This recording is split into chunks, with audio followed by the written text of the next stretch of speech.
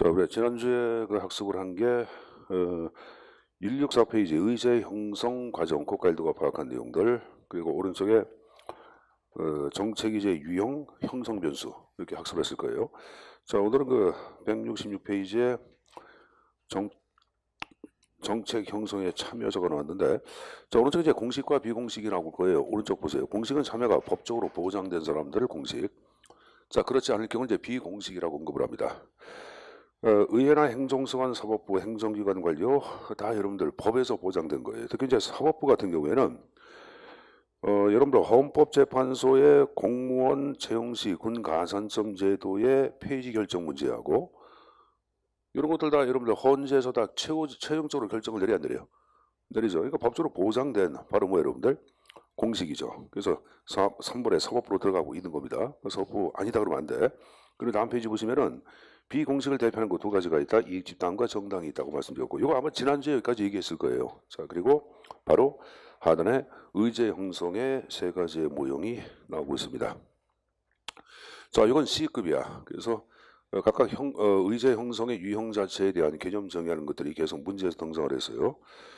일단 외부지도 모형은 외부에서 주도가 되어 여러분들 공식 의제로 형성되는 과정을 얘기합니다. 그러니까 일반적인 과정이라고 생각하시면 돼요. 거기 두 번째 사회 문제, 그 다음에 공정 의제, 그 다음에 공식 의제로 하는 것, 이게 외부지도 모형입니다.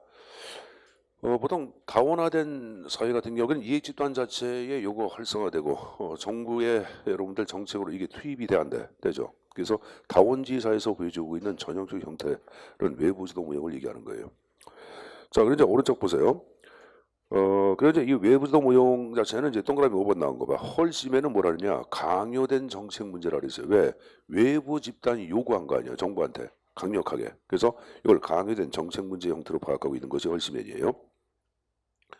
자, 근데 쌍가루 이번에 동원 모형 자체는 여러분들 흐름이 틀려. 이거는 자, 이게 보자. 사회 문제. 그리고 이제 공식 의제가 돼. 그리고 이제 공정 의제로 가하는 것, 이게 바로 동원 모형이에요. 근데 이 사회 문제 자체를 제기하는 사람이 누구냐? 조직에 있어서 최고 정책 결정권자가 사회 문제를 제기합니다. 그러니까 과거에 뭐 박정희 정권 때 박정희가 독일 갔다 오고 난 다음에 김정필 국무총리를 불러서 야, 좀필아, 독일에 아우토반이 있듯 대한민국도 아우토반 만들자. 누가? 대통령 자체가 사회 문제를 제기해서 했죠. 그럼 자동적으로 공식 의제가 돼야 돼. 되겠고, 그다음에 행정 PR에 의하여 국민의 지지를 동원해야 돼. 그래서 공정 의제로 가는 걸 얘기합니다. 문재인 대통령 당선됐다. 무엇보다 중요한 것을 얘기할 때는 바로 뭐다? 청년 실업 문제 해결이 급하다. 그래서 야, 청년 실업 문제 해결을 위해서 어떻게 하는 게 좋겠어? 그래서 여러분 정부에서 먼저 제시한 거예요. 청년 실업위원회가 만들어지고 막 그런 거 아니야? 그러니까 이건 당연히 여러분들 지금 얘기하는 저 대통령의 사회 문제가 제기되고 청년 실업 문제 해결 자체가 정부의 공식을 안고이 되고, 그다음에 국민의 이러한 실업 문제에 대한 국민의 적진 지지가 필요하지. 그래서 PR에 의하여 동원 모형을 하는 것들. 요것도 지금 얘기한 식으로 뭐에 들어간다? 동원 모형의 형태 들어가는 거예요. 근데 동원 모형은 자, 여기 보자. 공정 의제가 되기 위해서는 왜 이 공식 의제가 공식 의제가 되냐? 국민의 지지를 동원하기 위해서. 그럼 동원하기 위해서 필요한 것은 바로 뭐냐? 지금 얘기한 식으로 행정 PR 자체가 전제가 돼야 돼. 그럼 PR이 전제가 된다는 것은 PR에 관한 전문가의 여러분들 분석이 좀 있어야 돼, 없어야 돼? 전문가의 정확한 분석하고 지지를 동원해야 돼. 그래서 이제 전문가의 여러분 역할을 중시하는 것들 여기 들어가는 거예요. 그리고 그래서 가장 분석적인 모형이라고 그래. 가장 분석적 모형에 들어가는 것, 지금 얘기한 동원 모형의 형태로 해석을 합니다. 이 동원 모형은 보통 여러분들 강력한 그 위정자가 존재하는 후진 국가에서 많이 발생하는 거고, 일반적으로 끝에 운동자가 들어가면 거의 90% 동원 모형이에요. 자, 뭘까 동원 모형? 1번 내부에서 자동적으로 공식 의제가 되고 행정 PR 나왔고 공정 의제. 두 번째 과정 나왔죠. 사회 문제, 공식 의제, 공정 의제. 후진 국가 나왔고, 그 밑에 전문가의 영향력, 가장 분석적인 모형이란 말이 나오죠. 그 3번에 보시면은 월드컵 유치, 올림픽, 의료보험 사업, 의약 분업 정책, 한미 FTA, 행정수도 이전 정책, 4대강 정비 사업. 여러분 이명박 정부 때 4대강 정비사업도 누가 이명박이가 주도한 게 안 한 게 주도한 거고 그 행정서 이전 정책은 여러분 잘 알다시피 누구 노무현 대통령 때 노무현이 직접 여러분들 주도한 거고 자 그다음에 국민연금의 실시 이건 여러분들 김대중 정부 때 등장한 거고 새마을운동 누가 박정희 가족계획운동 가족계획사업도 박정희 김대중 정부의 제2건국운동 빈곤텐치운동 딱 그때 운동서가 들어간 거 많아 많죠. 그러니까 운동서가 들어가면 거의 다 여러분들 동원모역이에요. 그런데 하나 유의할게 후진국가의 전형적인 형태라고 해서 선진국가에서는 발생 안 하냐 그건 아니에요. 맨 그때 존슨 정부의 빈곤대출운동 같은 경우에는 미국서 등장한 동원모역이에요. 존슨은 여러분들 지난번에 이런 얘기했어요. 신행정론을 얘기하면서 흑백이 함께 잘 사는 위대한 사회의 건설을 얘기해서 있어요. 했죠. 그리고 그레이터 소사이티의 건설을 위해서 만든 것 중에 하나가 바로 빈곤대치 운동에서 주도했던 거예요. 이 존슨 자체가 이끌어갔던 정부는 민주당이고 정통적으로 미국은 공화당과 민주당의 양장대인데 보수적 성격이 강한 것은 어디야? 공화당이고 그리고 상대적으로 여러분들 진보적인 성격이 강한 것은 어디야? 민주당이죠, 여러분들. 그래서 이제 민주당이었던 존슨 자체가 이제 빈곤대치 운동을 전개한다고 그 표현이고. 그다음에 쌍가루 후보는 이제 내부적 공무형 자체를 얘기할 때는 이건 틀려. 이거는 요 지금 과정에서 이게 없어져. 그러니까 공식의제가 되고 공승의제로 하는 게 없어져 버려. 이건 여러분들 사회 문제를 제기하는데 사회 문제 제기에 하는 사람의 특징을 좀 가져가야 돼. 누구냐? 최고 정책 결정권자한테 접근하기 쉬운 사람이야. 여기서 내부를 얘기할 때는 최고 정책 권자를 얘기해. 그러니까 최고 정책 결정권 내부에 있는 최고 정책 결정권자한테 접근해서 공식의제가 되도록 압력을 하거나 로비를 하거나 돈 매기는 모형을 얘기해요. 그리고 공식의제로 끝나. 그리고 이거를 공정의제로 하지 않아. 왜? 공정의제로 하면은 공식의제가 채택된 배후의 의도, 목적, 음모 이것이 외부로 노출될 위험성이 있어. 그래서 그냥 공식의제로 끝내고 외부로 공포하지도 않습니다. 그것도 저렇게 여러분들 수면 밑에 잠겨버리는 걸 얘기해요. 이게 내부적 공포얘기예요. 자, 거기 보자. 조직 내의 집단 또는 결정자한테 쉽게 집권할 수 있는 외부 집단에 의해 문제가 제기되고, 그러니까 비서실장이 대통령한테 각하가 얘기하는 거고, 외부는 로비스트가 접근, 최순실이가 접근, 이거 다 지금 얘기한 내부적 공무형이야. 그렇게 접근하는 거예요, 여러분들. 그 황교안 여러분들 지금 박근혜 전 대통령 자체를 이제 면회를 간다 그러니까 박근혜가 면회 서설한 거 아니야. 박근혜가 볼 때는 얼마나 얄미워.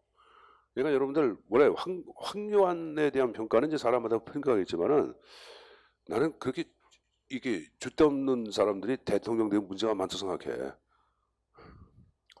원래 태극기보다 낫지 않냐 그거 보면은? 어떻게 보면 여러분들 날 수가 있는 거예요. 간에부 틀게부터 그런 것보다 뭐 하나 딱 믿고 하는 사람들은 알 수 있는 거예요. 그런 사람들한테 국가 운영을 어떻게 맡겨? 그러니까 뭐 사람마다 생각이 틀리지만은 나가 볼 때는 아니란 얘기예요, 여러분들. 내가 볼 때는 아무리 정치가 야노스 열 갖고 정치한다 하더라도 그건 아니거든요, 여러분들. 의리가 없고 그런 사람들인데, 그죠? 근데 뭐 그 사람 자체를 더 좋게 평가하는 사람도 있는데, 근데 세상을 바라보는 시각은 우리 한 나의 시각이다 맞는 건 아니거든. 근데 그 사람들이 좋아할 때는 그 이유가 있겠지만 선생님 개인적인 생각 그렇다고 얘기하는 거예요. 자, 근데 그 얘기를 왜 했는지 모르겠지만 이거네. 최순실이라는 왜 황교안이가 나오는지 모르겠다, 여러분들. 자, 이건 지금 얘기하는 식은 내부적 공무원 거예요. 그 최순실이가 대통령에 접근하는 것도 내부적 공무원이 들어가는 거고. 알았습니까? 여기서 내부 여기 정부 조직 내의 집단은 공무원을 얘기하는 게 공무원, 정부 조직 내의 집단 공무원들, 비서실장, 비서관 이런 사람 접근한다고 보는 거예요. 자, 그럼 여러분들 아까 동원 모형은 여기 보자. 아까 동원 모형에서 사회 문제는 대통령이 직접 거론해서 했어요. 그렇죠. 근데 이것은 바로 뭐냐면 대통령한테 접근하기 쉬운 사람이니까 동그라미 2번. 동원형에 비해 지위가 낮은 관료 밑줄. 사회 문제 제기. 그다음에 공정의제를 원치 않는 특징이 있다 이렇게 해놨죠. 한 장을 넘겨보세요. 그래서 맨 위에 요거는 이제 부와 지위가 소수에게 집중된 사회. 그럼 평등 사회야, 불평등 사회야. 그 다음 페이지 맨 위에. 그럼 불평등 사회를 의미하는 거예요. 불평등 사회에서 많이 보여지며 시간이 급박할 경우, 공론할 경우 그 과정상 존재하는 부패 음모가 밝혀질 경우에 보통 내부적 공무원의 형태가 등장한다고 보고 있는 겁니다. 그래서 그 표현 좀 가져가시고 4번도 가져가 국방 외교정책 분야에서 많이 발생합니다. 자, 우리나라의 그 지금 얘기한 그 동원모형의 예정이 쭉 나와 있을 거예요. 금강산 관광 대북 지원 사업, 한일 어협 협정. 그 끝에 이제 율곡 사업이나 백두 사업은 바로 군수 무기 도입 사업이야. 그러니까 보통 이제 미국서부터 여러분들 군무기 도입할 때는 이러한 문제가 항상 맞아요. 록히드 항공사에서 특히 비행기 이런 거 여러분들 그 이제 우리가 이제 도입할 때 항상 이 문제가 발생을 해야죠. 요새 여러분들 그 한미 여러분들 국방비 이 서로 분담 문제 갖고 초미에 여러분들 좀 뭐 관심을 보이고 있고 그러는데 우리가 질까 미국이 질까? 우리가 질 수밖에 없는 거예요. 질 수밖에 없는 거고 우리가 이건 생각해야 돼 여러분들. 아무리 대한민국이 뭐 자주 독립, 자주 국방 그렇게 한다 하더라도 왜 자주란 말을 많이 쓸까? 자주 국방하자 그런 얘기를 왜 할까? 우리나라가 지금 자주가 안 돼 있으니까 그런 거야. 쉽게 여러분들 미국의 반식민 상태야. 식민지랑 거의 같은 상태에 있는 거예요. 그러니까 아무 없어요. 판문점 자체에서 여러분들 그 이상 비 오는 놈 그게 누구야? 비건인가 뭐 비간이잖아. 비 오는 놈. 비 올 때 총 사는 놈. 비건이 와가지고 여러분들 뭐 판문점에 들락날락 막 그러지 지 마음대로. 우린 마음대로 등락날락 거려 못 거려. 못 거려요. 그 거기 자체를 먹다 유엔 자체가 다 정비하고 이거 유엔의 대갈통이 누구야 여러분 미국 아니야. 그러니까 우리가 아무 주권이 없는 게야. 그러니까 참 답답해. 그래서 선생님은 이런 생각하는 게 북한하고 여러분들 미국하고 종전 선언을 먼저 해버리면 좋겠어. 그러면 나는 다른 거 필요 없어. 뭐 그다음에 북한이 핵을 포기하든 말든 그건 부사 문제고 종전 선언하면은 그 의미가 뭐냐면은 대외적으로 대한민국 자체가 전쟁이 끝난 상태에서부터 미국에서부터의 군정이 완전히 지배에서 벗어나는 거예요. 그래서 뭐 종전 선언이 뭐가 의미가 있나 그러는데 사람들이 그걸 그 상징적 의미가 얼마나 큰 건데 족쇄를 버리는 거예요. 우리 입장에서는 북한하고는 틀려. 북한은 그런 게 없어. 우리는 틀린 거예요, 여러분들. 우리는. 그래서 종전선언은 그러한 의미를 굉장히 중요하다고 생각하기 때문에 종전선언은 보수나 진보나 그걸 다 원해야 합니다. 그걸 반대하면 안 돼요. 이건 좀 생각을 좀 바꿨으면 좋겠는데 그래서 이번에 그 북미 정상회담에서 그렇게 됐으면 좋겠고 북미 정상회담에서는 이제 대한민국은 나와 안 나와. 그뭐 이런 청와대에서 저기 뭐야 우리 문재인 대통령이 베트남 다낭으로도 갈 수도 있을 수도 있다. 그런데 뭐 누가 오라 그래서? 그건 아니잖아요, 여러분들. 그 관심도 없는 거예요. 근데 그런 얘기를 또 왜 청와대는 병신처럼 뭐 갈 수도 있고 안 갈 수도 있다. 뭐그 얘기 할 필요 없거든요, 여러분들. 그러니까 좀뭐 하나하나 좀 국민들한테 뭐 청와대에서 얘기할 때도 좀 제발 좀 그런 거 안 했으면 좋겠어요. 그래서 가뜩이나 여러분들 그 문재인 주변에 있는 사람들한테 실망을 많이 하고 있는데 잠깐만 그거 좀 안 했으면 좋겠다는 생각이 잠깐만 들어요, 여러분들. 자, 그만두자. 그래서 이제 내 생각에는 문재인 주변에 그 홍준표 같은 애가 하나 있으면 좋겠어. 그렇게 아니 홍준표 같은 애가 이렇게 좀 해가지고 이렇게 좀 깡패 같은 애가 하나 있어가지고 이렇게 좀 일을 좀 촥촥 처리하는 사람이 하나 있으면 좋겠는데 그런 사람이 없잖아요, 여러분들. 자, 어쨌든 간에 지금 얘기한 건 선생님이 얘기한 게 내부 접근모에 관한 형태까지 말씀드렸습니다. 중요합니다. C급이고 오른쪽에 보시면은 그 첨삭 지도의 기타 모형의 포장 모형과 흐름 모형이 나와. 자, 이 포자 모형 자체를 얘기할 땐 여러분들 여러분들 포자 자체는 적정한 온도라든가 습도의 환경이 조성이 돼야지 균사체로 바뀌잖아. 그 마찬가지야. 아무리 여러분들 그 하찮거나 중요한 사회 문제를 할지라도 그러한 주변의 분위기가 조성이 돼야지 정책 이전으로 형성될 수 있다고 얘기하는 거예요.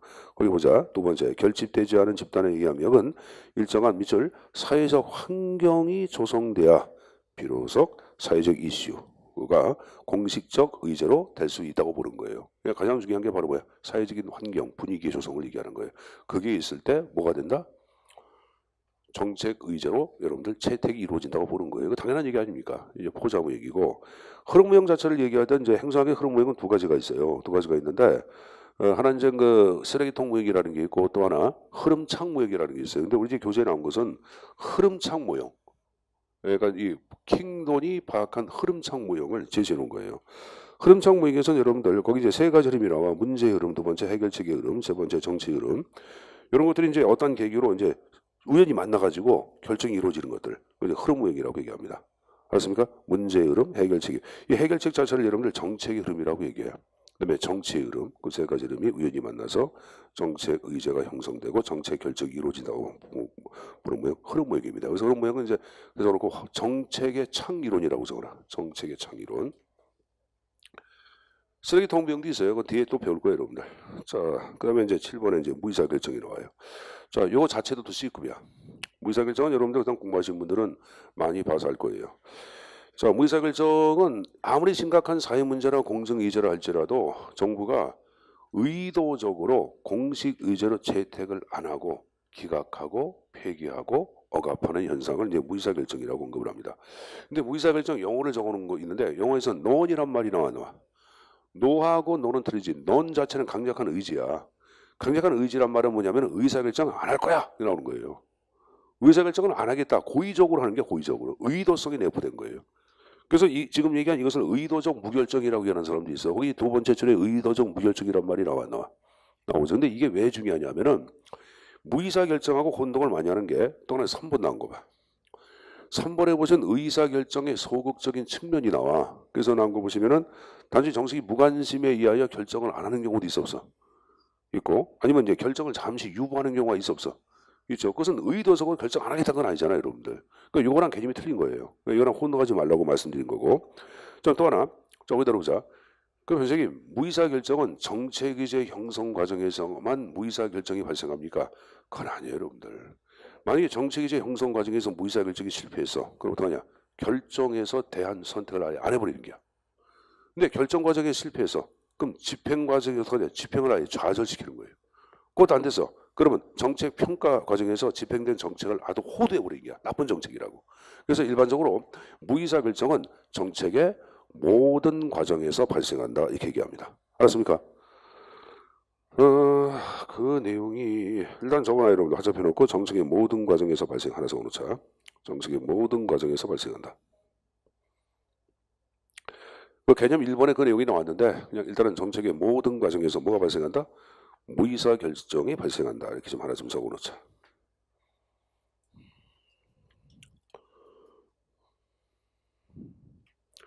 자, 그런데 다섯 번째 줄 보시면 무의사결정 60년대 샤슈네이더 밑줄. 샤슈네이더. 이 사람이 이제 편견의 동원이다 하는 저서를 출간합니다. 이거 여기서부터 이제 무의사결정 이론 자체가 이제 본격적으로 등장을 한 거예요, 여러분들. 어디에서부터? 편견의 동원에서부터 무의사결정 자체가 본격적으로 등장됐다 하는 것 정도는 숙지해서 가져가십시오.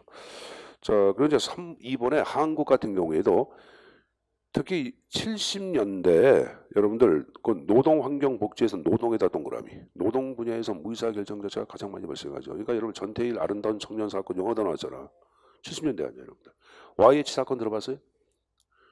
그 YH 사건 70년대에 등장한 사건이 단 박정희 정권 때야. 그러니까 박정희 정권 때 정권 자체가 인권을 얼마나 유리했냐. 그러니까 이제 논란되는 것들이 이걸 이제 우리나라 사람들이 이제 평가할 때는 두 가지야. 하나는 경제 성장 자체에 갈록하는 공헌을 했다. 한쪽은 아니다. 인권 유린되고 사람의 자유가 여러분들 박탈당하고 사람까지 죽이는 정권이 이게 올바른 정권이냐. 그 성장하고도 무관하다. 그건 철저하게 비난을 받아야 한다. 그리고 그 비난 속에 있는 박정희와 함께 여러분들 국정 운영을 담당했던 박근혜가 대통령으로 당선된 것은 문제가 아니냐. 이렇게 얘기하는 사람이 있는 거예요. 이게 두 표로 나눠지는 거예요, 여러분들. 두 표로 나눠지는. 그러니까 어떤 사람은 성장론 쪽에다 손들어 주는 사람이 있어. 그 성장하기 위해서는 잠시 고통이 있어야 돼. 그 인권 마비가 되고 참 권리 제한받는 건 당연히 이기는 사람이 있는 거예요. 근데 여러분들 엊그저께 영화 1987년도 해가지고 TV에서 그걸 보여주더라. 박종철 사건 때. 그래서 그 당시 때 대학원 조기생활 했었거든. 대학이 여러분들 엄청 그러니까 모든 대학 서울이 전국의 모든 대학 자체가 여러분 수업이 제대로 안 됐어. 80년대는 수업을 제대로 한 적이 없어. 학교에 항상 체류탄 가스가 여러분들 우리가 사가탄 지랄탈 그랬는데 이게 항상 난무하고 그랬어요 여러분들 학교가. 그러니까 그 당시에 뭐냐면 여러분들 이런 게 있어요. 정권에 대한 의식 자체보다도 주변에 있는 동료가 여러분들 얻어맞고 끌려갔고 그런 거 보고 아니면 본인 자체가 억울하게 얻어맞고 그러다 보니까 강력한 저항감이 등장을 해야 해. 그렇게 저항하는 사람도 있어요. 나 같은 경우는 그랬어요. 나는 무슨 정권? 워커빨? 그게 중요한 게 내가 맞았으니까 나는 억울하지 않아. 선생님 의의 없이 끌려가가지고 여러분들 지금 생생해. 용산 파출소에서 여러분들 개 끌려가지고 보도받고 쓰라고. 대학 1학년이 뭘 알아. 맡아 보니까 여러분들 무서워 안 무서워? 그 쓴 거예요 여러분들. 그러니까 그 다음 주인가? 서장이 불러. 너는 대학 1학년이 어떻게 경찰서에서 이런 게 오냐. 그래서 서장도 아무 말 안 했어요. 아무 말 안 하고 그때마다 대모한 거예요. 선생님 다른 거 안 해서 혼자 외로운 늑대. 거기 합류한 게 아니야. 혼자 있어 혼자. 공대건물 꼭대기 올라가지고 보도블록 깨가지고 쌀도 집어던지고 그렇게 했어요, 여러분들. 그러니까 그 참 그러니까 운동권 애들이 나보고 신비한이라 그랬어요.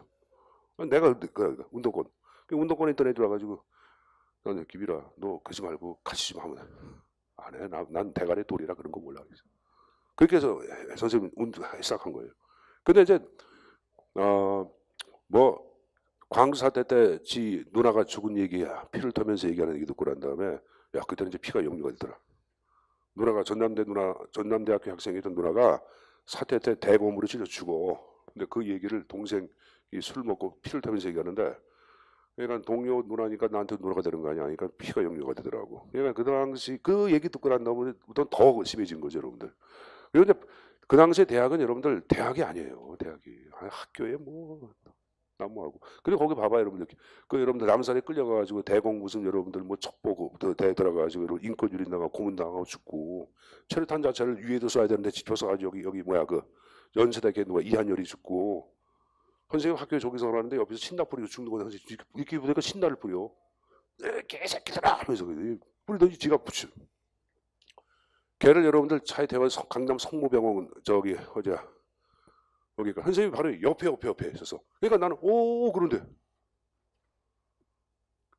그걸 껐어요. 뭐 하여간 여섯 사람이 붙어서 껐어. 껐는데 이제 얘를 태워가지고 여기 어디야 요쪽에 하여간 이제 성모병원이에요. 기억다가 성모병원까지 끌고 데려가가지고 하는데 사람이 왜 죽냐면 여러분들 이게 신나를 먹잖아 붙이잖아. 그러면 외부 화상에 의해서 여러분들 죽는 경우 있죠. 가장 큰 건 뭐냐면은 불길이 신나 먹은 애 목으로 타들어가지 내장에 타들어가는 게야.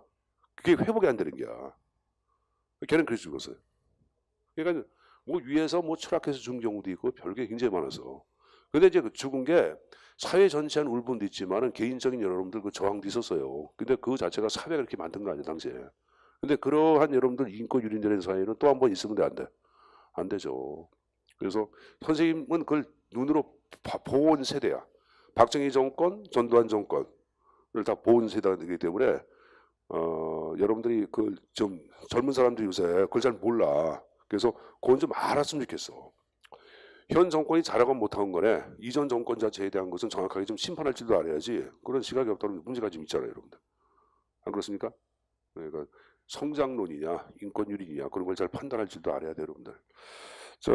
무이사결정 자체는 하여간에 70년대 노동 분야에서 아주 그냥 발생을 합니다. 그래서 그거 좀 하나 좀 정리해서 가져가시고 그리고 이제 맨 밑에 학자가 나와요. 학자 바로 위에 끝에 신엘리트주의자란 말이 나오죠. 우리 앞에서 신엘리트론 배운 거 기억나나? 기억나죠? 그 바라 바라처는 학자에 의하여 무이사결정 자체가 이제 본격적으로 이제 연구가 됩니다. 근데 그 학자로 외워야 돼. 바흐라 바라츠. 선생님 무를 봐 이렇게 나있죠. 무를 봐. 무이사결정 바흐라 바라츠 이렇게 외우더라고 말씀드렸습니다. 자, 그 다음 페이지 보자 여러분들. 그 데드빅은 지금 얘기한 게 쭉 나온 거고. 네, 발생 원인 자체가 쭉 나왔는데 그 뭐 지배 계급에 대한 기득권을 침해할 경우에 무이사결정이 발생을 할까 안 할까 하겠고. 그들의 가치관에 도전할 경우에도 발생하겠고 그다음에 정치 체제의 구조화는 직권화되어 있냐 분권화되어 있냐 그런 걸 얘기하는 거예요. 그 다음에 지나친 과잉 증성 5번에 편견의 동원이란 말이 나왔나. 이 편견의 동원 자체를 얘기할 때는 그게 뭐죠. 환경 문제, 노동 문제를 제기하는 사람들은 무조건 공산주의라고 봅니다. 이게 바로 군사정권 때 그래 왔던 거예요. 군사정권 때 쭉 그래 왔잖아. 이제 5번이고. 그래서 박근혜 정부 때는 그것이 회귀되는 현상이 많이 발생했잖아. 그게 비판을 받는 거예요. 문제가 많지. 그러니까 이제 5번은 그 표현이고 자 6번에 정치 그 문제를 해결하기 위한 정보도 필요하고 기술도 필요하고 지식이 필요한데 이게 부족할 경우에도 무의사결정의 형태가 발생합니다. 그 다음에 자 정치 문화 및 신념의 부정적인 작용을 얘기할 때는 한 사회를 지배하고 있는 가치나 신념 문화 있을까 있어 없어 있죠. 그 문화와 가 정치 문제라든가 이슈에 대해서 부정적인 입장을 취하는 경우가 있어요. 사회가 지배하는 것은 보수주의가 지배하는데 신념이나 그런 것들이 어떤 것이 진보적인 성향이 등장하면 여러분들 당연히 진보적인 문제는 사회 문제가 돼 안 돼? 안 되죠. 또 사회 분위기가 굉장히 혁신과 진보를 강조하는데 보수성을 강조하면 이거 지금 얘기한 식으로 또 뭐가 돼? 의제가 돼 안 돼? 안 되고 무의사결정되지. 지금 태극기 부대에서 요구하는 것은 박근혜의 석방을 얘기하고 무죄를 얘기하잖아.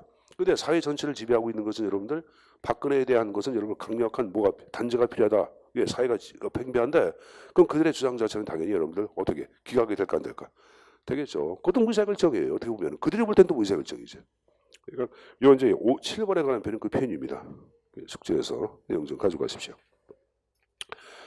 자, 오른쪽에 이제 쌍가루 4번에 자, 무의사결정의 방법이 쭉 나왔는데 자, 거기 폭력의 행사라는 거 있죠. 폭 동그라미. 두 번째 권력 권 동그라미. 3번에 편견의 동원에서 동 동그라미.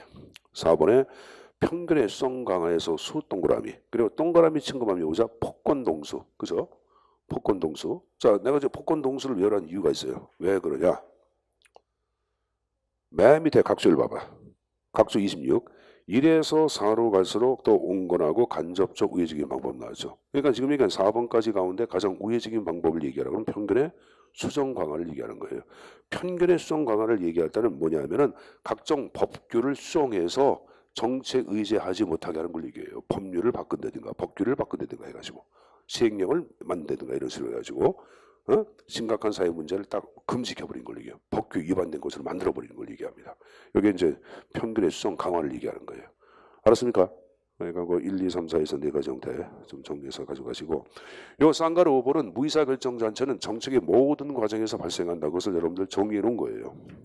자, 말씀은 이제 174페이지에 정책 결정에 관한 형태들도 정리하겠습니다. 사실 정책 결정은 제4절하고 제5절에 이렇게 나눠서 정리했어요. 근데 이제 나누는 이유가 5절의 정책 결정 이론이 굉장히 이론이 많어. 그래서 그걸 이 안에다가 예속하기가 힘들어. 그래서 별개의 절로 빼가지고 정책 결정 파트를 정해놓고 있는데 정책 결정에서는 두 가지가 중요합니다. 하나는 뭐냐면 정책 결정 과정이 나와요. 과정에상 등장하는 주요 특징들이 있습니다. 그거 C급이고 그 다음에 이제 그 네 번째, 요새 문제로 많이 발생하죠. 정책 네트워크. 거기 별표 하나를 두 개로 바꿔놓자. B급으로 봐야 합니다. 그걸 정책망 모형이라고도 얘기합니다. 그래서 두 가지 형태가 출제에서는 핵이 된다 하는 것 정도는 정리해서 가져가실 필요가 있습니다. 알았습니까? 자, 그거 봤으면 여러분들 먼저 정책 결정이 무엇인가 개념 정리부터 내용을 좀 정리를 하도록 하겠습니다. 자, 먼저 정책 결정은 문제 해결 및 행정 목표의 일치가 되는 대안의 선택이란 말이 나오죠. 더 쉽게 얘기하면은 문제 해결을 위한 대안의 선택이야. 문제 해결을 위한 대안의 선택. 그걸 이제 정책 결정한다고 얘기하는 거예요. 선생님 여기서 문제는 뭡니까? 이때 문제는 우리 앞에서 정책 의제 얘기했잖아 좀 전에. 정책 의제를 정책 문제라고 얘기하는 거야. 그럼 그런 정책 의제, 정책 문제를 해결하기 위해서는 대안이 있어야 돼, 없어야 돼? 그 대안을 만드는 과정이라고. 자, 또 하나 여기 보자. 현재 보자. 문제를 해결하면 어떤 목표가 달성이 될까 안 될까? 니를 생각해보자. 문제를 해결한다는 것은 목표에 장애가 되는 것이 바로 뭐야? 문제 아니야? 그래 안 그래요? 그럼 먼저 목표를 설정한 문제 해결을 통해 달성할 수 있는 목표가 있을까 없을까? 있겠지. 그래서 이걸 문제 해결 및 행정 목표의 일치가 되는 대안 선택이라는 말을 쓰고 있는 거예요. 개념을 외우려는 건 아니야. 개념을 이해하라고 얘기하는 거지. 이거 언제 외워? 이해하라고 얘기하는 거예요.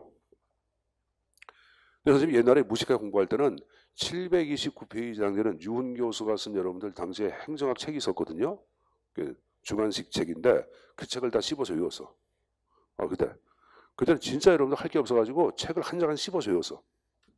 새벽에 여러분들 그 짐 자전거 알아요? 짐 자전거에다가 우유를 싣고 배달할 때 박사과정 입학하고 난 다음에 돈 벌 게 없잖아. 선생님 결혼을 일찍해서. 그러니까 제대하고 제대할 때 결혼했으니까 결혼을 일찍한 거지. 근데 이제 돈벌이가 안 되는, 돈벌이를 할 거 아니야. 그래서 선생님이 수원에 서울농대라고 있어요. 그 서울농대에서 나오는 병우유라는 게 있다. 그걸 싣고 이제 하는데 그 당시에 여러분 할 게 없어가지고 그냥 무조건 외웠어. 내가 할 수 있는 일을. 근데 물론 이제 그거 하기 전부터 외웠지. 그걸 외웠어. 책 한 권을. 근데 그게 여러분들 평생 밥벌이가 될지는 몰랐어. 선생님이. 그러니까 이제 90년대 여러분들 이제 새벽에 가니까 겨울에 하니까 뭐가 문제냐면 우유를 여러분들 싣다가 짐차가 미끄러지면 게 깨지잖아. 내가 다 변상을 해야 돼. 그러니까 이런 돈 버는 게 아니라 돈을 더 내.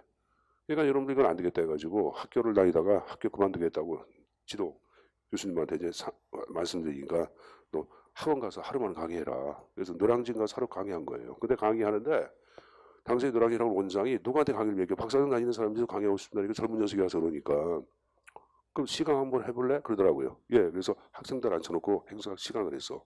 근데 뭐해? 참 이었잖아. 내가 뭘 따뜻하게 쭉 써보니까 선생님 목소리가 굉장히 좋았거든. 그때 진짜 너무 좋았어. 그러니까 여러분들 카리스마 있게 끌어올리고 쏘나가니까 애들이 한 30분 강의가 길박수라는 거야. 그러니까 원장이 눈이 반짝반짝 잡힌다. 당장 강의하죠. 강의했어요. 그래서 그게 강의에 시작된 거야. 처음에. 그러니까 여러분들 나는 여러분들한테 이걸 이렇게 네 가지 경험반인데 아무리 힘들고 진짜 내가 내 인생이 지금 바닥이라 할지라도 항상 여러분들 그건 있어. 희망은 있어. 근데 희망의 불꽃을 잡아서 불길을 살리는 거는 누가 해주는 게 아니야. 여러분들이 해야지. 여러분들이 해야 돼. 그러니까 지금 내가 공부를 하면서 힘들고 막 고통스럽다 하더라도 그걸 여러분들 그것은 새로운 불길을 만드는 작업이야. 불 때는 작업이야. 그러니까 좀 참고 하라고 얘기하는 거예요. 그렇게 길지 않아. 그 당시는 진짜 힘들어. 이거 어디서 하지? 애가 태어났는데 분유값이 없어. 그래서 분유를 9권에 다녔어요. 9번 가게 가서 주인한테 분유를 9권에서 가져왔다고. 일이 그 비참한 마음 모를 거예요. 그 바닥까지 이게 그러니까 내가 볼 땐 내가 현 상태가 밑바닥이야. 아니야. 그 밑바닥은 보이지 않아요, 여러분들. 사람 밑바닥은 어디까지 보이는지도 몰라. 근데 그 밑바닥에서도 항상 뭐가 있어. 근데 그거는 뭐냐면은 노력을 해야 돼.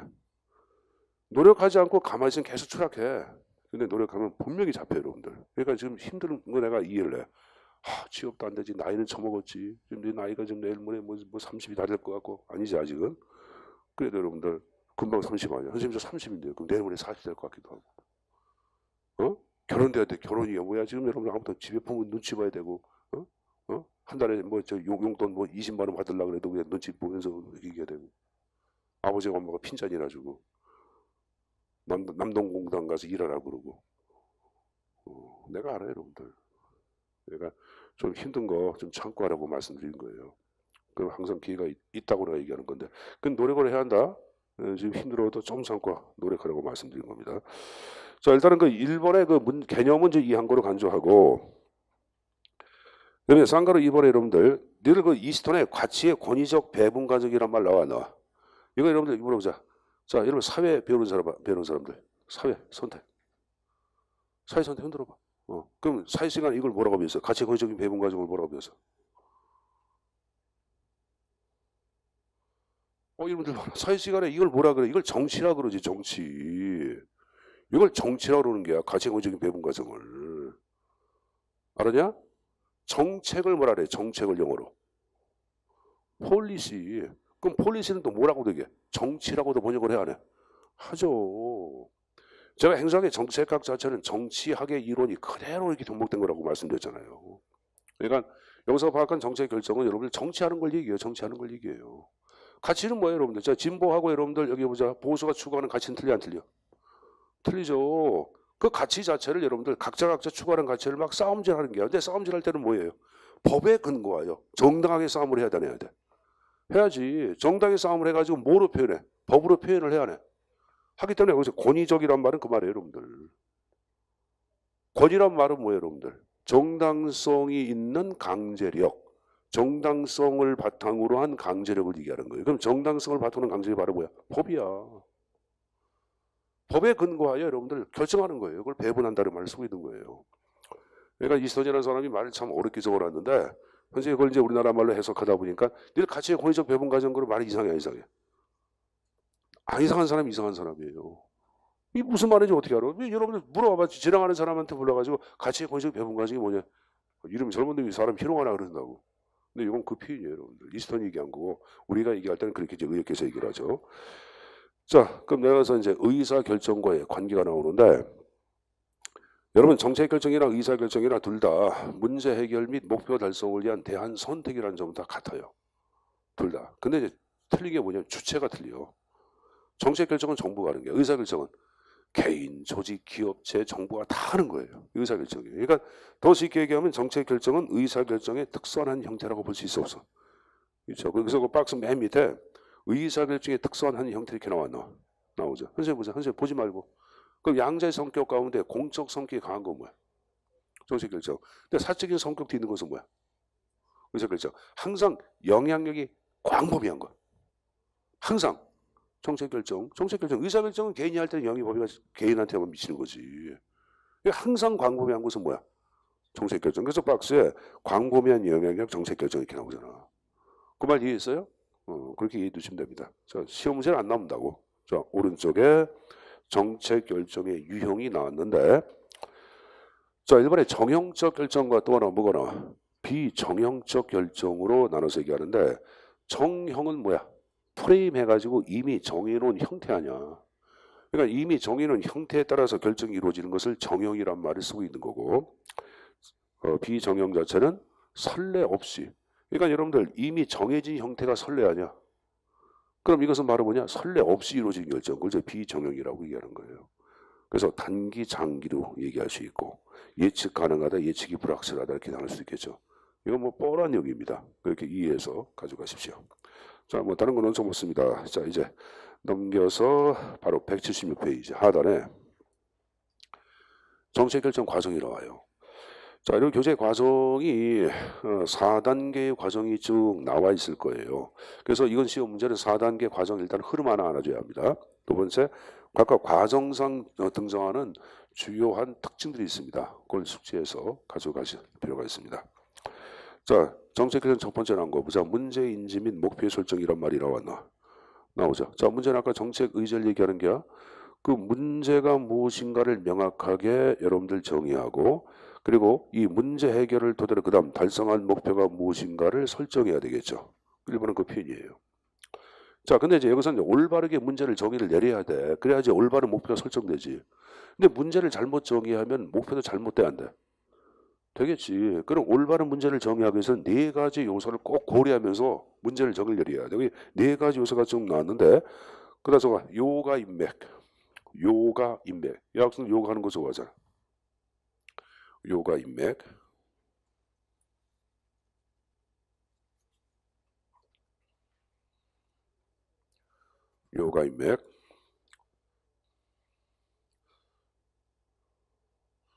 에어컨이 좀 추워요? 에어컨이 온풍기가 추워요? 찬바람 나와요?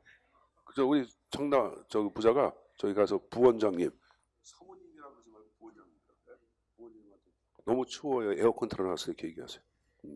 얼어 죽을 것 같다고 얘기해. 좀 이따가 동태장수 와서 사가라 그런다 그래.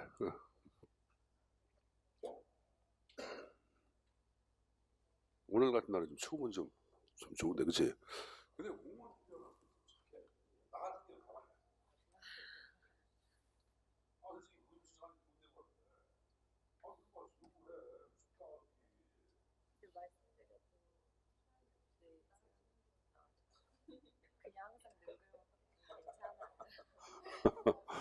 어떡하냐. 현실 좋은 방법을 알려주고 싶은데 그렇게 얘기하면 학원에 너무 치명타가 될 것 같아가지고 얘기 못하겠고 자꾸만 얘기해. 에?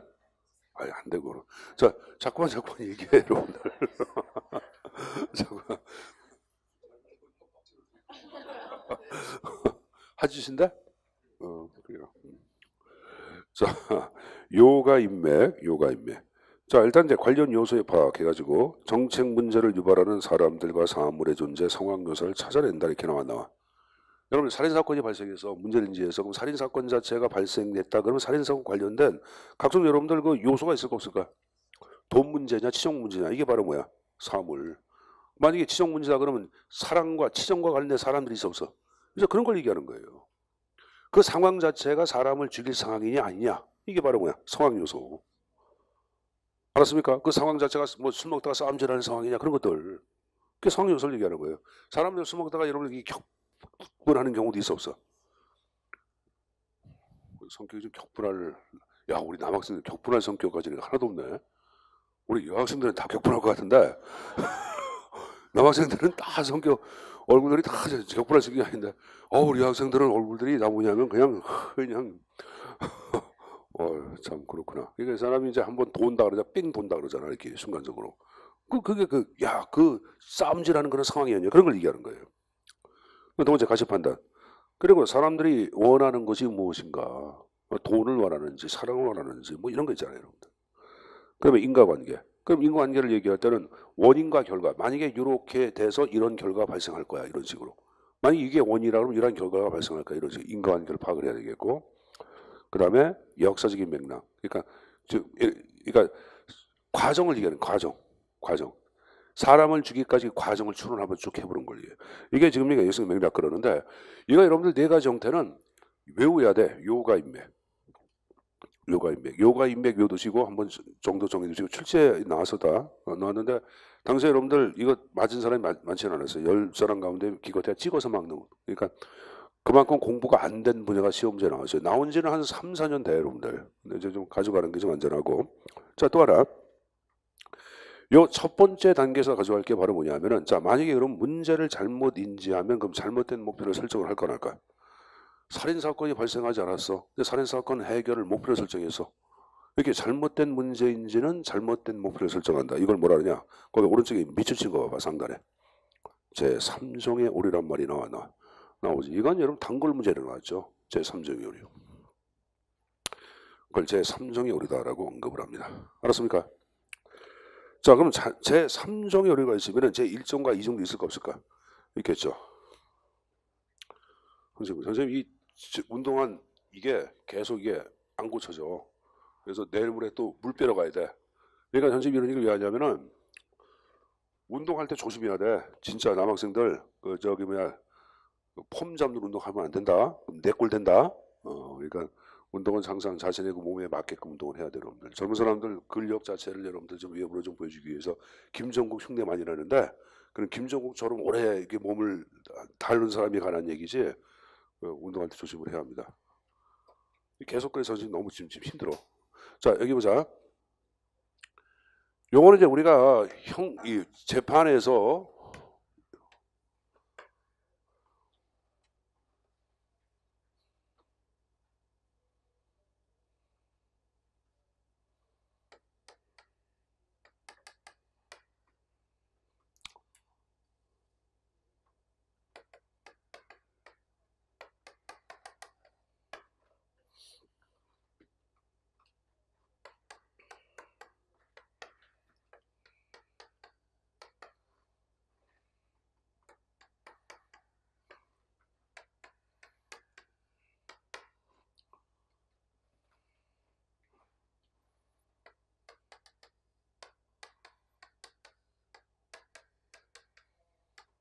자, 여러분들 이건 논리학에서 나오는 워낙은 논리학에서 나온 용어에 최초로 나온 건데 우리가 이제 가설을 얘기할 때 이제 규모가설이라는 게 있어요. 뭐가 있다?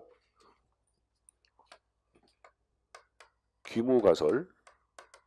이걸 영가설이라고 그래요. 영가설. 제로가설. 자, 그러면 제로란 말은 무전제야. 처음 시작되는 상태야. 귀물은 더 이상 돌아갈 수 없다 해가지고 모든 것 태초에 처음 설정되는 가설을 얘기해. 예를 들어서 A라는 사람이 달기 먼저야 하고 먼저 가설을 설정해서 그럼 그게 기무가설이야. 근데 여기 보자. A라는 사람이 맨 처음에 설정한 것이 달기 아니라 R이 먼저야. 그럼 또 기무가설이 돼. 이해했어요? 맨 처음 설정된 가설을 뭐라 그런다? 기무가설이나 영가설이라 그러고 요것하고 여러분들이 이렇게 대리 때린 게 있어. 그걸 말 그대로 대립가설이라 그래. 무슨 가설? 만약 설정된 게 달기 먼저야. 그럼 뭐가 되냐? 아니야. R이 먼저야. 이게 대립가설이야. 상반된 가설이에요, 여러분들. 알았습니다. 여기 보자. 김혜선은 착하다. 아니야. 김혜선은 사악하다. 알았어요? 요게 규모가설, 요게 대립가설이에요. 근데 여기서는 우리가 행정학에서는 이 대립가설을 대안이라 그래요. 뭐라 한다? 대안. 자, 그럼 여기 보자. 맨 처음 설정된 가설이 이제 무죄를 다 설정을 했어. 자, 근데 법원에서 판결 내린 게 뭐냐? 유죄를 판결 내렸어. 진실은 뭐냐? 무죄야. 그러면 올바른 가설을 기각 해산했어요. 했죠. 이거를 제1정일이라 그래. 에로, 오리라고 얘기한다. 올바른 가설을 기각했다. 됐습니까? 됐어요? 그럼 이 아래를 뭐라 하냐? 이정효리야. 그럼 이정효리는 뭐냐? 여기 보자. 자, 이거 교재 나오니까 일단 봐봐. 이거 설명을 듣고 이해해야 돼. 진실은 유죄인데 판결 무죄야. 그러면 잘못된 가설을 선택해서 안 했어요. 잘못된 가설 선택한 것이 바로 뭐다? 제2정율이야. 자, 그럼 이걸 한번 정리해 보겠습니다. 선생님 좀 전에 기무가설의 반대말은 뭐라 했어요? 자, 그럼 이걸 그럼 지어보고 기무자 빼고 그냥 가설이라 그래. 그럼 가설은 뭐냐? 가설은 무죄야. 그럼 대안은 뭐야? 유죄. 내가 여러분 좀 전에 규모가설에 반대에 있는 게 뭐라 했지? 대립가설. 대립가설 행정에서 뭐라 그랬는데? 대안. 좀 전에 적어놨잖아. 얘가 이해했지? 자, 그럼 물어보자. 올바른 가설을 기각했어. 그럼 이 말을 잘못된 대안을 선택했다. 이런 같아 안 같아? 같죠. 이게 제 1조율이야. 알았어요? 요거는 보자. 잘못된 가설을 선택했어. 그 이 말은 올바른 뭐를? 대안을 어떻게 하다? 기각. 이게 제 2조율이야. 같은 말이야. 이거 여러분 헷갈려. 왜?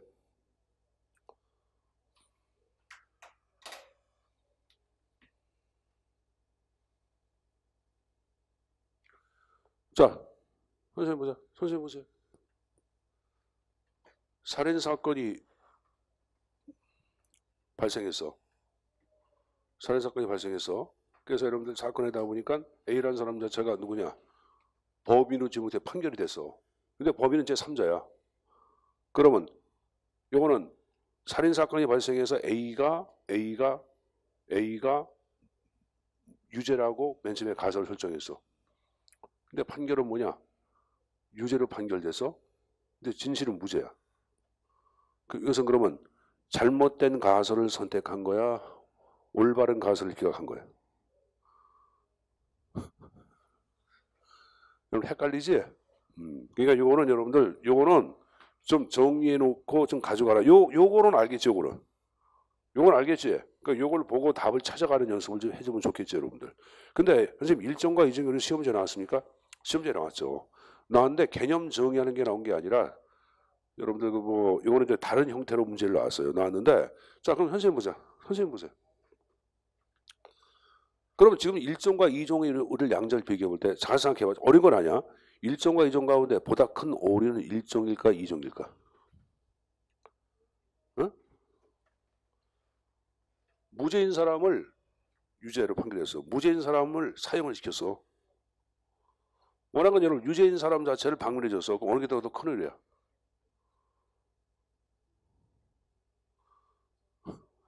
무죄인 사람을 사형을 시키는데 원래 상태로 회복이 돼 안 돼? 안 되죠. 근데 유죄인 사람을 방면해서 다시 가둘 수 있어 없어? 그래서 그럼 어느 더 큰 오류야? 1정이 더 큰 오류예요. 자 그럼 선생님 보자. 선생님 보세요. 그럼 1정과 2정과 3정까지 다 얘기했어. 그럼 세 가지 가운데 가장 큰 오류는 뭘까? 제 3정이 오류예요. 왜? 살인사건이 발생하지 않았는데 살인사건이 발생했다고 문제를 인지하고 사건 해결을 하기 시작하는 게야. 그러니까 가장 큰 오류는 바로 뭐냐면은 제 3정이 오류죠. 그래서 가장 큰 오류가 바로 3정 오류라, 제 3정 오류를 뭐라냐? 메타 오류라고 그래. 뭐란다? 메타. 가장 근본적인 오류에서 메타 오류. 우리 교재 그 형태가 안 나왔는데 메타 오류라고 적어라.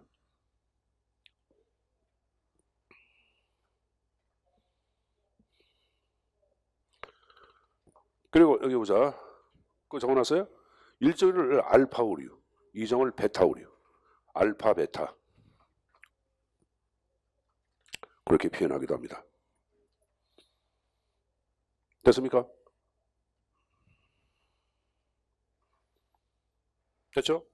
자, 그 다음에 해결을 이제 설정해서 두 번째 보자. 정보자를 수집을 해야 되겠죠. 이제 문제 해결에 정보가 필요할 거 아니야. 그 정보를 이제 수집할 때 쓰는 그 분석 기법이 여기 MI에서 나왔는데 관리 정보 체제라고 얘기하죠. 매니지먼트 인포메이션 시스템. 적지 마 뒤에 나오니까 관리 정보 체제. 더 쉽게 얘기할 때는 컴퓨터와 인간의 결합체야. 더 쉽게 컴퓨터야. 컴퓨터를 보통 활용을 해야 해. 하죠. 그걸 얘기하는 거고. 세 번째 대안의 작성, 비교 분석 평가. 자, 비교 분석 평가할 때 밑줄 쳐놓고 거기 쓰는 것이 나와. BC 분석, EC 분석 밑줄. 거기 BC 분석, EC 분석 이런 말이 나올 거야. 그 분석 기법을 활용합니다. 자, 근데 BC 분석, EC 분석은 여러분 교재 237페이지, 236페이지, 236페이지.